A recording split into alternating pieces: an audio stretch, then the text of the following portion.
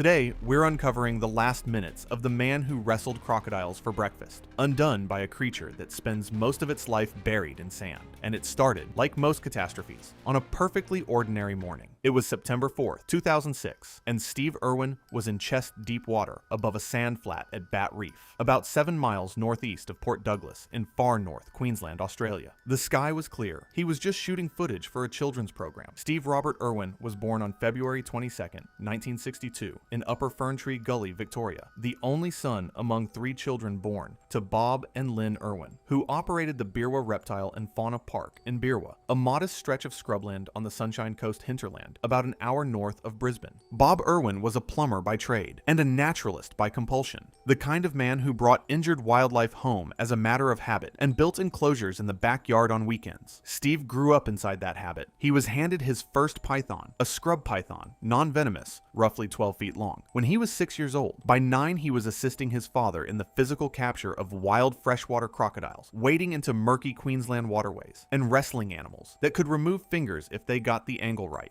There was no performance in any of this. It was the texture of his childhood. He took formal ownership of the park in 1991 and renamed it the Australia Zoo in 1998 and began the work of transforming a regional curiosity into a major wildlife and conservation institution. And what happens to a man like that once a camera enters the picture? The Crocodile Hunter, the documentary series he began filming in the early 1990s with his wife Terry, whom he met in 1991 and married in 1992 after she visited the zoo during a crocodile demonstration, eventually broadcast in more than 130 countries and reached an estimated 500 million viewers worldwide. He held professional permits to capture and relocate saltwater crocodiles, the largest living reptile on Earth, an animal capable of exerting bite forces measured in excess of 3,700 pounds per square inch, and had done so hundreds of times in remote wilderness, under conditions that were legitimately dangerous and entirely unscripted. Every one of those captures had ended the same way. Steve Irwin walked away. He was not a showman who had adopted wildlife as his brand. He was a naturalist who had accidentally become a television personality, and the distinction was evident to every member of his crew and every scientist who had worked alongside him. By 2006, he and Terry had quietly purchased more than 330,000 acres of land across Australia, Vanuatu, Fiji, the United States, and Argentina, dedicating the acquired properties to conservation in perpetuity. He had stated publicly that the remainder of his career would be focused on lobbying against habitat destruction across Southeast Asia and Northern Australia, and he had channeled a significant portion of Australia Zoo's revenues into the land acquisition program. He was 44 years old. He was in excellent physical health. He was at the height of his professional reach, planning multiple documentary projects and preparing for a keynote appearance at a conservation summit scheduled for the following months. He worked 6 and 7 days a week without visible strain.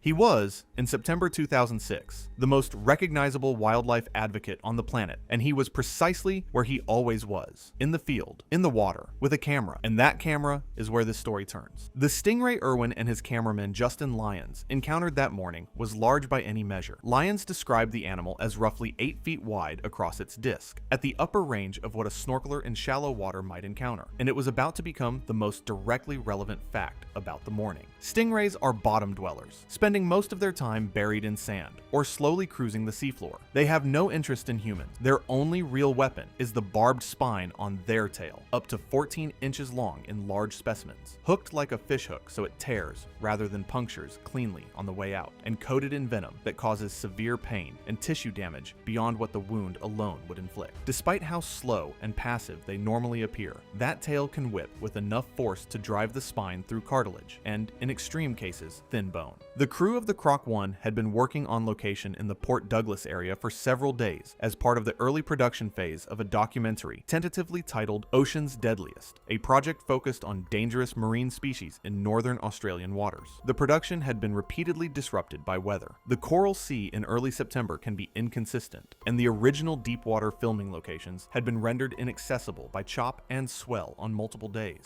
Weather had pushed them somewhere safer, or so it seemed.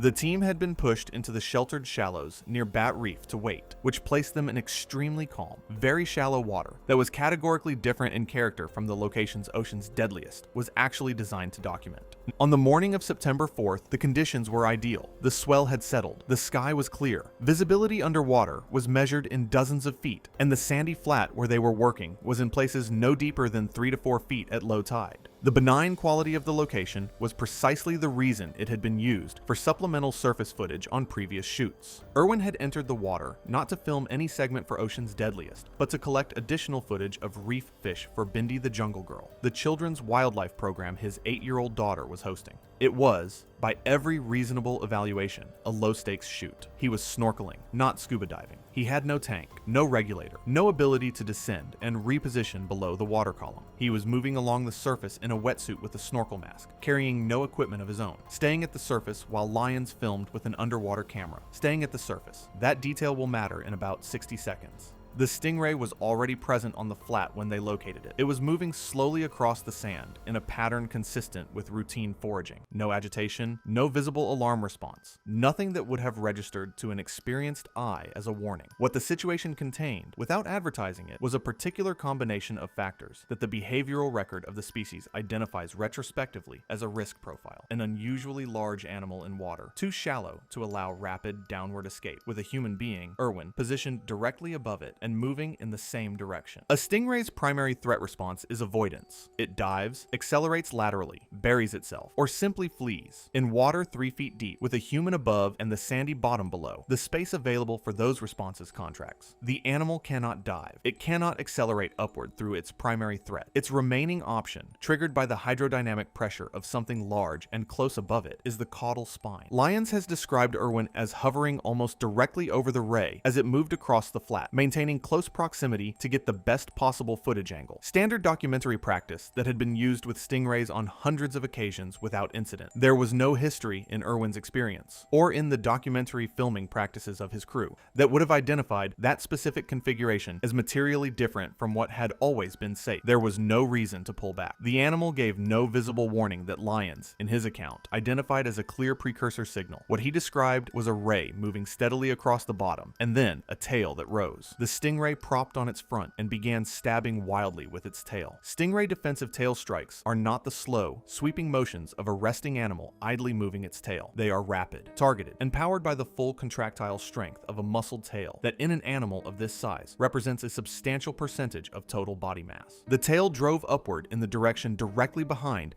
and above the ray's body, which placed it precisely in the space Irwin occupied.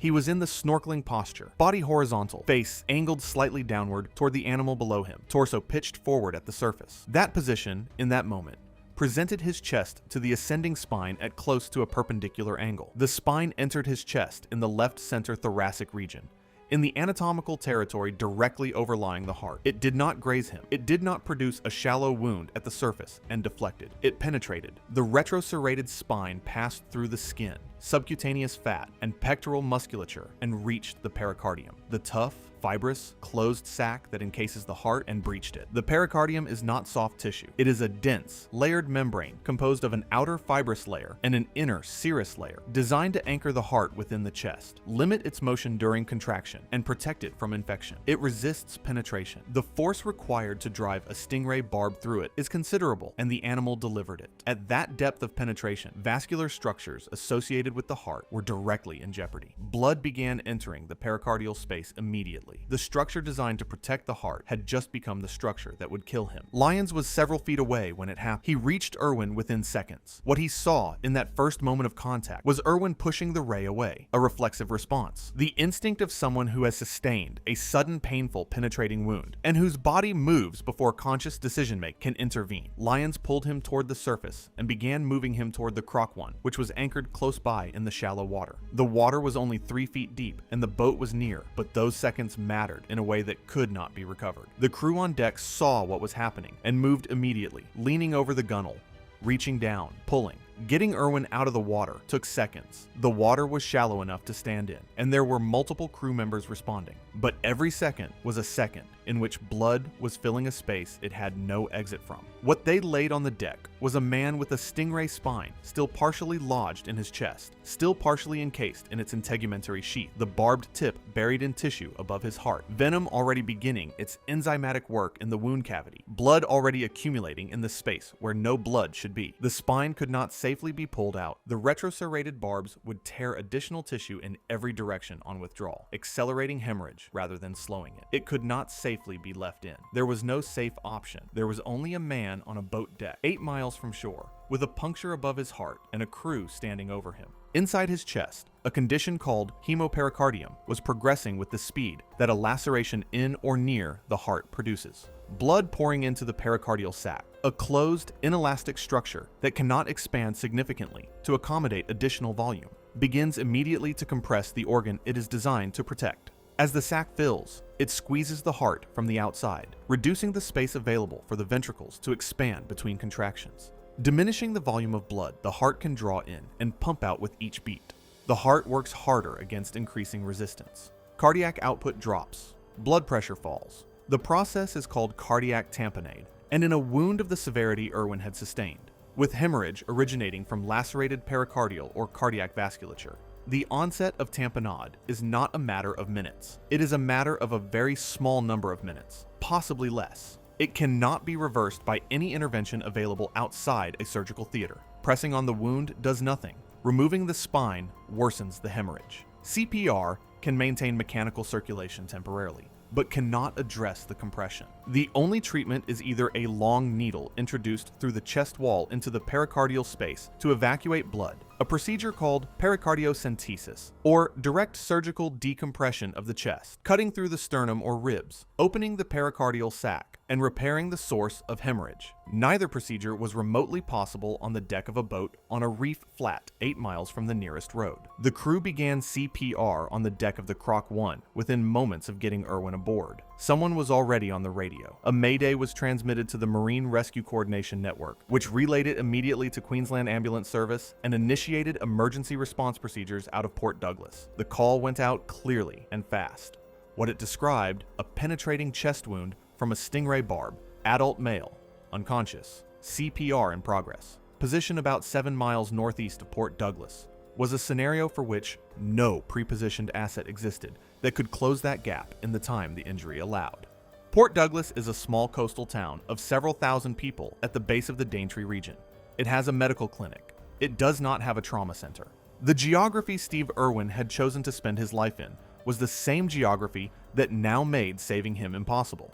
Helicopter emergency medical services operate out of Cairns, roughly 45 miles to the south, and their response time to a reef location 8 miles offshore under normal dispatch conditions is not a matter of minutes, in the way that an urban code trauma response is a matter of minutes. The Croc 1 was moving. The captain had brought the boat to its maximum speed, heading toward the coast, trying to reduce the gap between where they were and wherever help might be able to intercept them. Crew members rotated through CPR, pressing down on Irwin's chest in 30 compression cycles, tilting his head, breathing into his airway, pressing again. The mechanics of what they were doing were correct. The problem was not their technique. The problem was that the heart they were trying to support was contained within a pericardial sac that had been filling with blood since the moment the spine entered his chest, and no amount of external compression could address that. They were doing everything right. It just couldn't reach the problem. There was no AED aboard that would have helped. An AED delivers electrical current to reset a heart in ventricular fibrillation, or pulseless ventricular tachycardia, arrhythmias caused by electrical dysfunction. And Irwin's heart was not in arrhythmia from electrical dysfunction. It was in mechanical failure from external compression. The two conditions require entirely different interventions, and only one of those interventions was possible 8 miles out on a moving boat, and it was the one that wasn't going to work. Chest compressions maintain some circulation. They keep oxygenated blood moving to the brain and vital organs at a reduced fraction of normal cardiac output.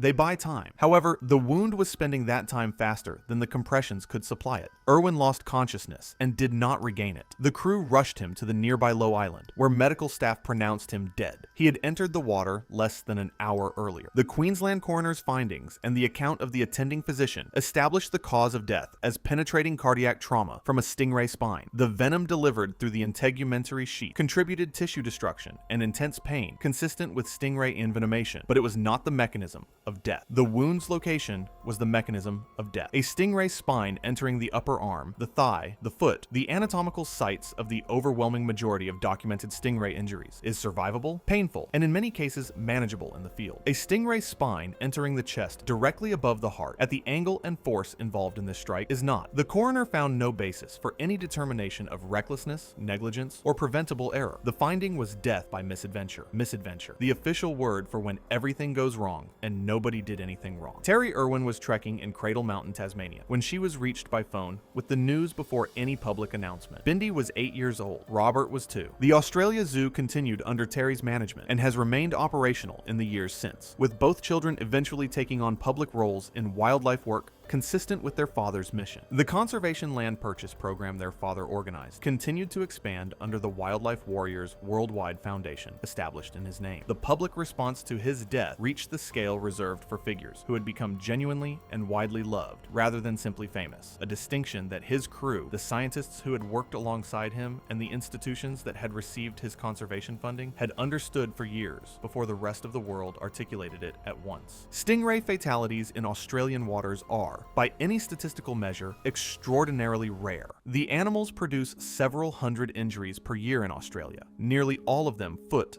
and ankle wounds sustained by waders who accidentally step on buried specimens in coastal shallows. Deaths are so infrequent that they are counted in single digits across the entirety of modern Australian maritime records. Irwin had spent more than 30 years in the physical company of animals that kill people with some regularity: saltwater crocodiles that ambush and drown, taipans with neurotoxic venom that overwhelms the respiratory system, eastern brown snakes responsible for the majority of Australia's annual snakebite fatalities. He had managed every one of those relationships with a level of skill and situational awareness that had kept him alive through encounters that a layperson could not have survived. He died because a large animal in shallow water had nowhere to go. The water was 3 feet deep, the sky was clear, he was 44 years old, and he was above a stingray he had no particular reason to fear, shooting footage for a children's show. And the one variable that made the difference between that being an ordinary Monday and the worst Monday of everyone aboard the Croc 1 was the angle of 8 inches of bone. A private funeral service was held in Caloundra on September 9, 2006, 5 days after his death, attended by family and close colleagues. He was then buried in a private ceremony at Australia Zoo later that same day, in the place he had spent his life building. Thanks for watching. If you like this story, click here.